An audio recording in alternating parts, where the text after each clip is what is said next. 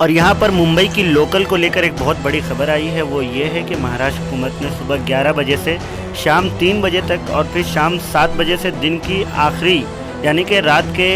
2 بجے تک لوکل کی سروس ہے، تب تک کے لوکل ٹرینوں میں عورتوں کو سفر کرنے کی اجازت دے دی ہے۔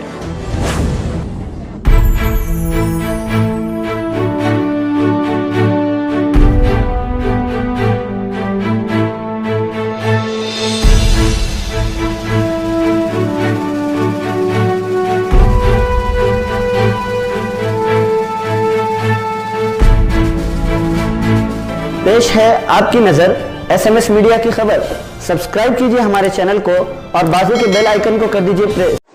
اور یہاں پر ممبئی کی لوکل کو لے کر ایک بہت بڑی خبر آئی ہے، وہ یہ ہے کہ مہاراشٹر حکومت نے صبح 11 بجے سے شام 3 بجے تک اور پھر شام 7 بجے سے دن کی آخری یعنی کہ رات کے